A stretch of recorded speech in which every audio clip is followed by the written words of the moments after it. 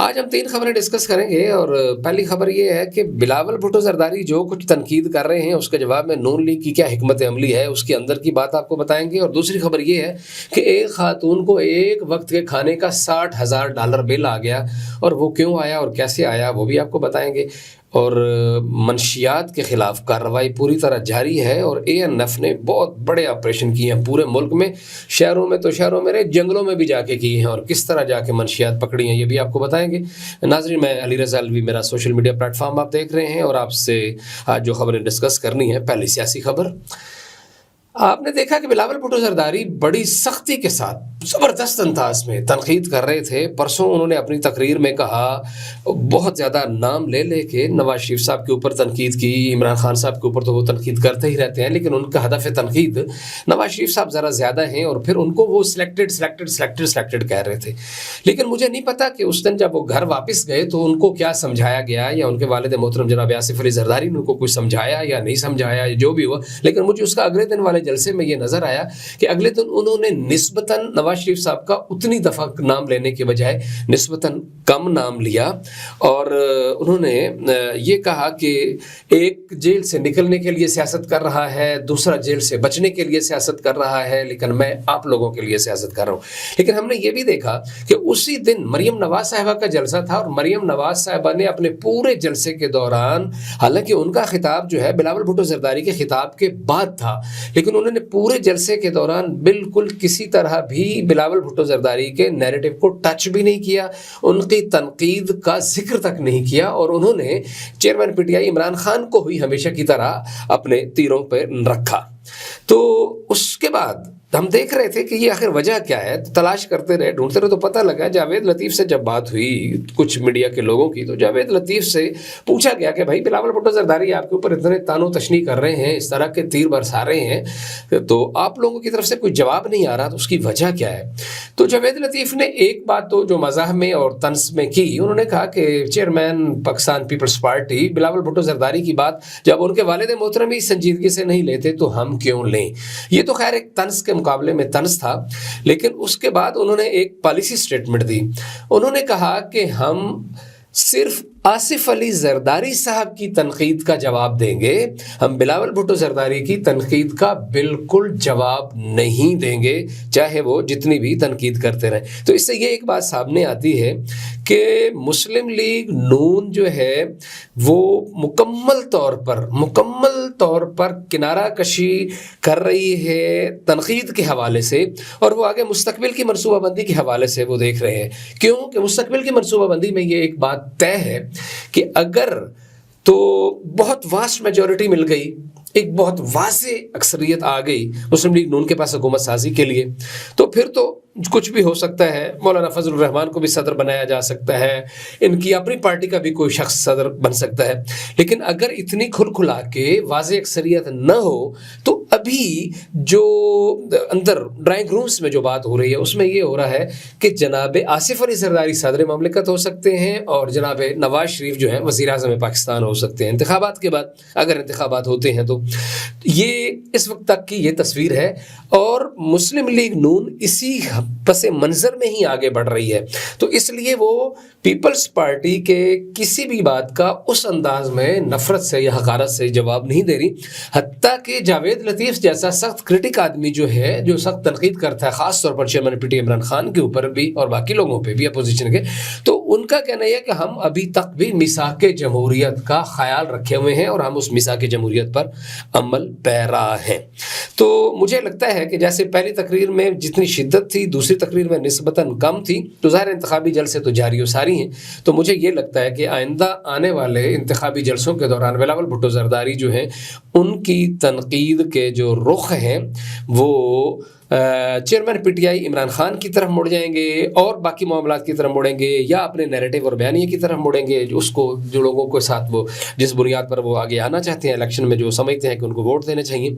لیکن وہ شاید وہ ابھی مسلم لیگ نون اور نواز شریف صاحب اور شہباز شریف صاحب کو ہدف تنقید بنانے سے گریز کریں۔ لیکن بعض مبصرین نے بھی پھپتی کسی ہے جو بیلنس لوگ ہیں، انہوں نے کہا کہ جناب بڑی عجیب بات ہے کہ آپ ایک جب وقت آتا ہے تو نواز شریف صاحب تو دور کی بات ہے، آپ نواز شریف کے چھوٹے بھائی اور ان کے نامزد کردہ ایک شخص شہباز شریف کے کابینہ میں ایک وزیر بننے کے لیے بھی تیار ہو جاتے ہیں، انہیں یسر دیکھیں کہ ایک وزیر اعظم کی کابینہ میں جب آپ ہیں تو پھر وہ آپ کے باس ہیں، اور بے شک آپ پارٹی کے چیئرمین ہوتے رہے، وہ یسر والا نظام تو آپ کو چلانا پڑتا ہے۔ ایک طرف آپ اس لیول پر چلے جاتے ہیں اور دوسری طرف آپ ان کو تنقید کا نشانہ بناتے ہیں، تو یہ بڑی عجیب سی بات ہے۔ اچھا، ایک خبر جو ابھی اس کے ایک اور بڑی مزے کی بات آئی، خاندانی لوگ خاندانی ہوتے ہیں، یہ میں آپ کو بتا دوں، اور وہ اس لیے بھی کہ برا ذاتی ایک دوستی اور محبت کا رشتہ بھی ہے، اور میرے خطے اور میری سرزمین کا انسان بھی ہے وہ۔ تو ندیم افضل چند نے ایک بڑی مزے کی بات کی ہے۔ ندیم افضل چند آپ کو پتہ ہے حالانکہ پی ٹی آئی چھوڑ چکے ہیں، وہ پاکستان پیپلز پارٹی میں ہیں، لیکن انہوں نے بھلوال میں ایک جلسے عام سے خطاب کرتے ہوئے، پارٹی کارکنوں کے اجتماع سے خطاب کرتے ہوئے ایک بڑی زبردست بات کی ہے۔ انہوں نے کہا ہے کہ القادر ٹرسٹ کیس میں مجھے 2 دفعہ نیب نے بلایا ہے، میں 2 دفعہ نیب میں پیش بھی ہوا ہوں۔ انہوں نے کہا لیکن کچھ بھی ہو جائے میں عدالت میں chairman P T I Imran Khan کے خلاف کوئی بیان نہیں دوں گا۔ یہ ہے خاندانی ہونے کی علامت۔ پارٹی چھوڑ چکے ہیں، یہاں سے جا چکے ہیں، لیکن ایک شخص جس کے ساتھ کچھ بھی دن رہے ہیں، اور حتیٰ کہ اس کے اقتدار کے دنوں میں چھوڑ کے جانا پڑا، لیکن جب اس پہ برا وقت آیا ہے تو وہ کہتے ہیں کہ میں اس کا گواہ نہیں بن سکتا۔ لیکن ایک بات انہوں نے کی، انہوں نے کہا کہ میں یہ نواز شریف، میں جناب چیئرمین پی ٹی آئی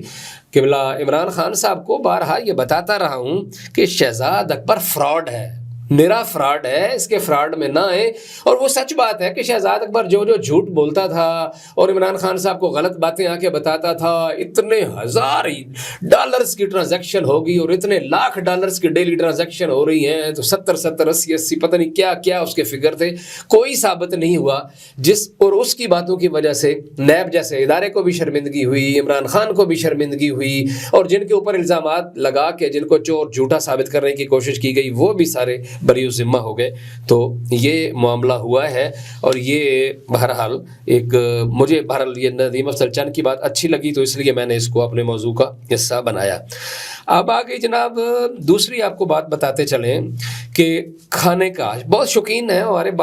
میرے بھی کچھ دوست ہیں جو جیسے بھی کسی ہوٹل پہ کیفے پہ جاتے ہیں تو سب سے پہلے ٹھک کر کے تصویر بناتے ہیں۔ اور ویسے میں نے زندگی میں کبھی، خود آپ میرے سوشل میڈیا پہ جو بھی مجھے فالو کرتے ہیں، کبھی آپ نے میرے اکاؤنٹ سے کھانے کی تصویر لگی ہوئی کھانا کھاتے ہوئے کبھی نہیں دیکھیں گے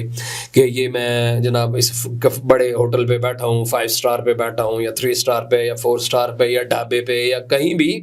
تو مجھے خود نفسیاتی طور پہ، ذہنی طور پر مجھے یہ بڑی آکورڈ سی یہ چیز لگتی ہے، مجھے اس کی اچھی فیل نہیں آتی۔ لیکن جب دوستوں کے ساتھ ہوتا ہوں اور دوست وہ بنانا چاہے تصویر، تو میں نے انہیں منع بھی کبھی نہیں کیا، ان کی دل شکنی بھی کبھی نہیں کی، اس لیے آج میں نے کھول کر اپنا معافی ضمیر بیان کر دی۔ لیکن اسی طرح کی شوقین خاتون، چینی خاتون، وہ ہوٹل پہ گئی، کیفے پہ، ریستوران پہ، اس نے جا کے کھانے کا آرڈر کیا، اور کھانے کے آرڈر کے ساتھ ہی اس نے اپنی سیلفی کی اپنی ایک تصویر جو ہے وہ شیئر کر دی۔ جب تصویر شیئر کر دی تو کھانا شانا کھانے کے بعد جب اس کے سامنے بل آیا تو وہ بل تھا $60,000۔ جی جناب، اس میں سبق بھی ہے اور مزہ بھی ہے۔ $60,000 اس کا بل ایک ٹائم کے کھانے کا آیا۔ ایک اکیلی عورت کتنا کھانا کھا سکتی ہے کہ $60,000 بل آئے؟ ہوا یہ کہ اس خاتون نے دھیان دیے بغیر جب یہ تصویر اپلوڈ کی تو اس کے ساتھ ہی QR کوڈ کی تصویر بھی جو ہے وہ سوشل میڈیا پہ وائرل ہو گئی۔ جیسے ہی ہوٹل کے QR کوڈ کی تصویر سوشل میڈیا پہ وائرل ہوئی ہے تو لوگوں نے دھڑا دھڑ اس QR کوڈ کو سکین کر کے اس خاتون کے نام سے آرڈر دینے شروع کر دیے، اور اتنی تیزی سے اتنے آرڈر ہوئے کہ $60,000 اس کا بل بن گیا۔ جب تک ان کو پتہ چلا اور ہوٹل والوں کو پتہ چلا تو خاتون نے ان کو منع کیا، پھر ہوٹل نے وہ مزید آرڈر لینے سے انکار کر دیا۔ لیکن ایک ایسی کیفیت پیدا ہو گئی کہ خاتون نہ وہ کسی کو منع کر سکتی تھی، نہ ان لوگوں کو پکڑ سکتی تھی، نہ ان لوگوں کو پہچان سکتی تھی، اور یہ کھانے کی تصویر چڑھانے کے شوق میں $60,000 بل آ گیا. اگرچہ ظاہر ہے کہ اتنا بل وہ نہیں دے سکتی تھی اور ہوٹل والوں نے اس سے وہ بل جو ہے اس سے نہیں لیا، لیکن یہ آپ کے لیے اور میرے لیے اور ہم سب کے لیے ایک سبق بھی ہے کہ اگر ہم تصویر بنائیں بھی صحیح، تو ظاہر ہے کہ آج کل تو ہر ٹیبل کے اوپر وہ QR کوڈ کا اسکینر پڑا ہوتا ہے، تو آپ اس کی تصویر نہ چڑھا دیں، ایسا نہ ہو کہ کہیں ہمارے ساتھ بھی ایسا ہی بن جائے. اور آخری خبر بھائی، ہمارے انسداد منشیات کا ادارہ ANF جناب بڑی زبردست قسم کی کارروائیاں کر رہا ہے دھڑلے کے ساتھ، بہت اعلیٰ. یہ دوست ہمیں روز چیزیں بھیجتے ہیں، خبریں بھیجتے ہیں، اور بعض اوقات گلہ بھی کرتے ہیں کہ آپ یار ہماری خبروں کا بالکل ذکر نہیں کر رہے. تو آج میں نے ادھر سوشل میڈیا پہ بھی ذکر شروع کر دیا، حالانکہ آپ کو پتہ ہے کہ سوشل میڈیا کے لوگ چٹپٹی بات کی باتیں کرتے ہیں، کام کی بات کم کرتے ہیں، لیکن میں نے تو کام کی بات کرنی ہوتی ہے، میں کیا کروں. تو ANF نے جناب 1416 کلو منشیات پکڑی ہیں اور 12 ملزمان کو گرفتار کیا ہے، یعنی تقریباً 35.5 من منشیات پکڑی ہیں، بسوں میں، ویگنوں میں، گھروں میں، اور تو اور جنگلوں میں اور جھاڑیوں میں بھی جا کے جو غیر آباد علاقوں میں لوگوں نے چھپائی ہوئی تھی وہاں بھی پکڑے. زبردست، ویل ڈن ANF. لیکن تھوڑی سی تفصیل اگر آپ مجھے جاننا چاہیں تو میں آپ کو بتا دیتا ہوں کہ ANF کے ترجمان نے بتایا ہے مجھے کہ اسلام آباد میں بس میں سوار شخص سے 3 کلو افیون اور 500 گرام چرس، کوئٹہ سے کراچی جانے والی بس میں 3 ملزموں سے 18 کلو چرس، رنگ روڈ پشاور پہ گاڑی اور رکشے سے 48 کلو چرس اور 2 ملزم گرفتار. روات میں ایک گھر سے 3 کلو ہیروئن، 1 کلو 370 گرام آئس اور 7 کلو 200 گرام چرس. پشین میں گاڑی سے 950 کلو چرس اور 1 ملزم گرفتار. جام شورو ٹول پلازا سکھر کے قریب گاڑی سے 55 کلو چرس، 2 ملزم کو گرفتار کر لیا. خیبر کے غیر آباد علاقے، جو میں نے کہا جنگلوں میں بھی کارروائی، غیر آباد علاقے میں جناب جا کے کارروائی ماری ہے، 105 کلو چرس پکڑ لی ہے، 105 کلو 500 گرام. اور قلعہ عبداللہ کے غیر آباد علاقے میں جھاڑیوں میں چھپی ہوئی جو ہے ہیروئن 160 کلو، یعنی کوئی 3-4 من